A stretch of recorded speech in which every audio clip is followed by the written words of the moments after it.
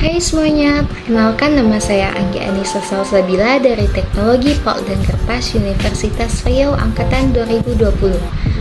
Nah, di video kali ini saya akan menjelaskan tentang proses produksi soda kaustik dan proses pemekatannya. Nah, sebelum memasuki proses produksi soda kaustik, sebaiknya terlebih dahulu kita mengetahui apa itu soda kaustik.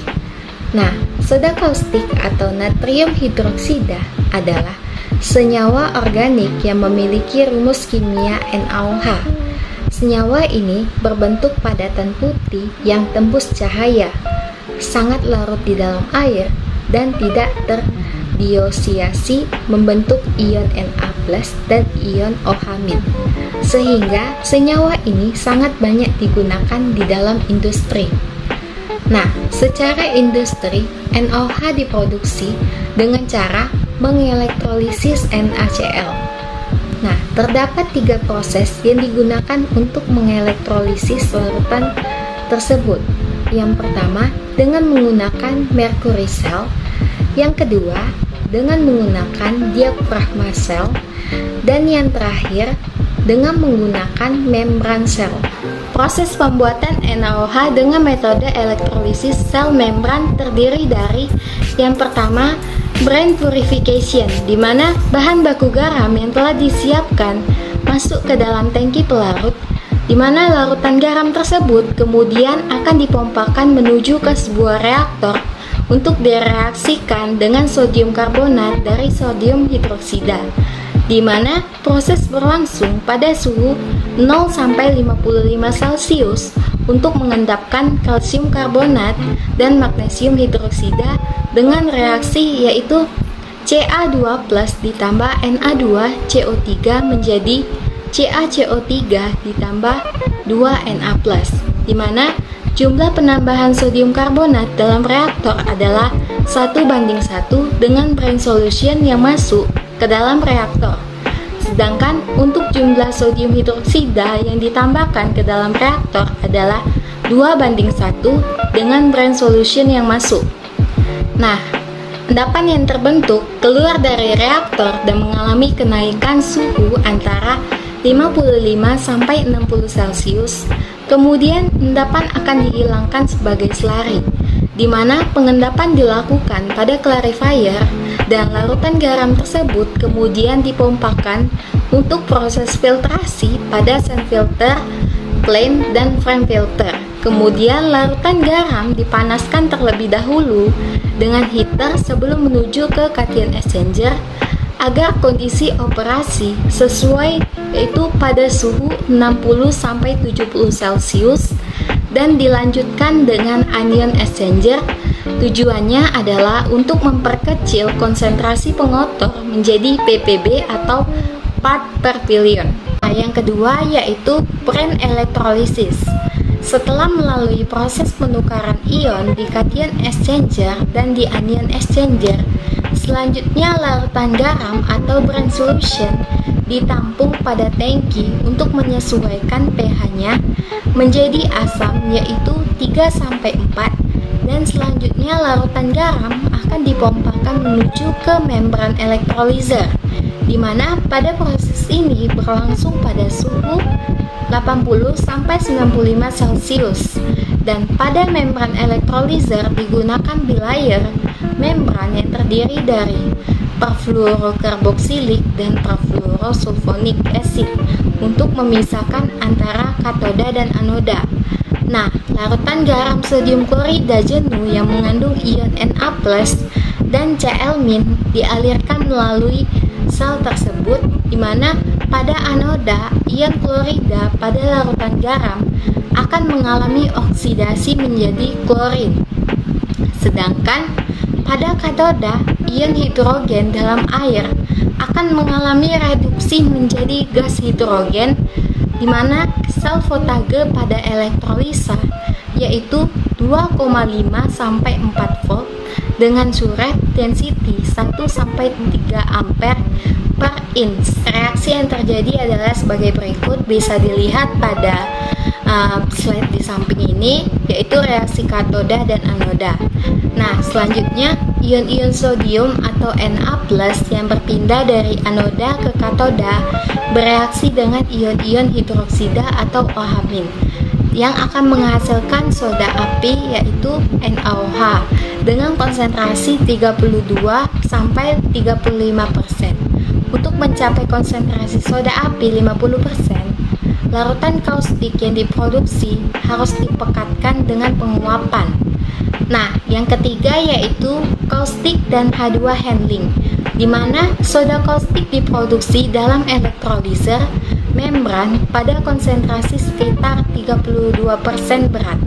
Nah, kaustik ini didinginkan dan dipindahkan ke penyimpanan, di mana kaustik yang didinginkan dipompa ke tangki utama untuk memasok kaustik untuk dikonsumsi kaustik internal di pabrik kloralkali.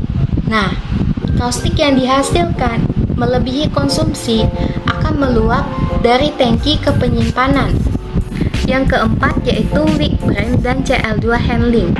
Air garam yang lemah meninggalkan elektrolizer jenuh dengan klorin. Nah, klorin harus dipulihkan karena beberapa alasan. Yang pertama yaitu hilangnya hasil klorin dalam hilangnya produk.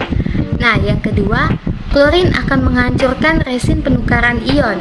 Dan yang ketiga, asap klorin yang berbahaya akan keluar dari larutan di tangki terbuka, di mana klorin terlarut dilepaskan dengan penambahan asam klorida ke air garam yang memasuki tangki.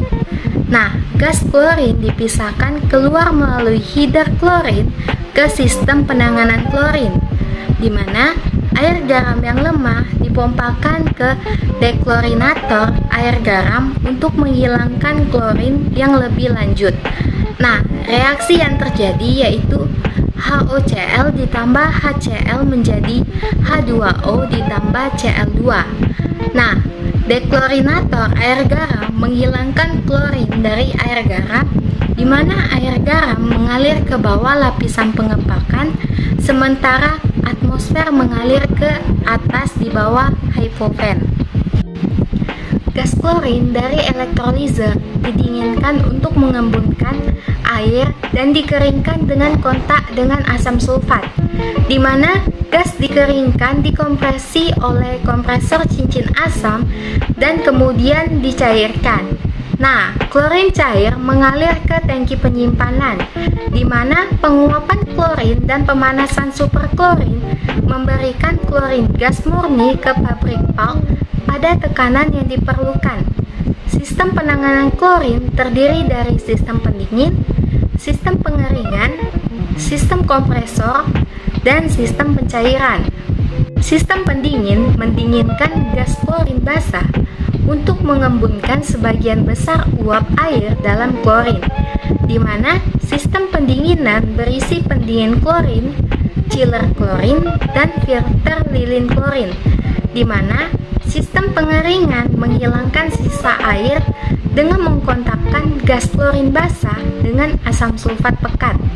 Nah, kompresor klorin menerima gas klorin kering dari sistem pengeringan dan mengompres klorin untuk dikirim ke unit produksi asam klorida dan liquefier, di mana sistem pencairan itu mengubah gas klorin menjadi gas klorin cair. Nah, sistem pencairan terdiri dari liquefier 2 tahap dan unit pendingin. Yang kelima yaitu hyposystem, di mana aliran gas buang yang mengandung soda kaustik dalam sistem hipo diskraber untuk membentuk natrium hipoklorit. Nah, sistem hipo untuk penyerapan klorin yang terdiri dari 2 menara scrubbing yang dihubungkan secara seri dan dihubungkan dengan pompa, tangki, dan pendingin. Gas ventilasi ditarik melalui sistem oleh kipas yang melepaskan gas yang digosok ke atmosfer. Pengoperasian sistem hipo dilakukan secara terus-menerus, di mana klorin tidak dapat dibuang langsung ke atmosfer dikarenakan sifatnya yang beracun. Menara hipo menghubungi gas ventilasi dengan larutan kaustik untuk mengubah klorin menjadi hipoklorit dan gas. Nah, kedua menara hipo dihubungkan secara seri. Setiap menara hipo terdiri dari menara yang dikemas, tangki pompa, pendinginan, dan pompa untuk mensirkulasikan larutan scrubbing. Menara hipo utama menghilangkan sebagian besar klorin dari gas ventilasi dengan menghubungi gas larutan yang mengandung kaustik, di mana menara hipo sekunder mengolah gas ventilasi untuk menghilangkan sisa klorin, dan kipas hipo menarik gas ventilasi melalui sistem hipo. Nah, kipas mempertahankan sedikit vakum di tangki penyimpanan di seluruh pabrik klor-alkali dan klorin dioksida, di mana reaksi-reaksi yang terjadi yaitu 2NaOH ditambah Cl2 menjadi NaOCl ditambah NaCl ditambah H2O, dan yang terakhir yaitu evaporation. Pada proses evaporasi, ini konsentrasi NaOH diharapkan mencapai 50% dengan menggunakan triple efek evaporator dengan suhu masuk larutan garam yaitu 90 Celcius, dan selanjutnya liquid caustic soda 50% ini didinginkan dengan menggunakan cooler hingga suhunya mencapai 45 Celcius dan akan disimpan pada tangki penyimpanan.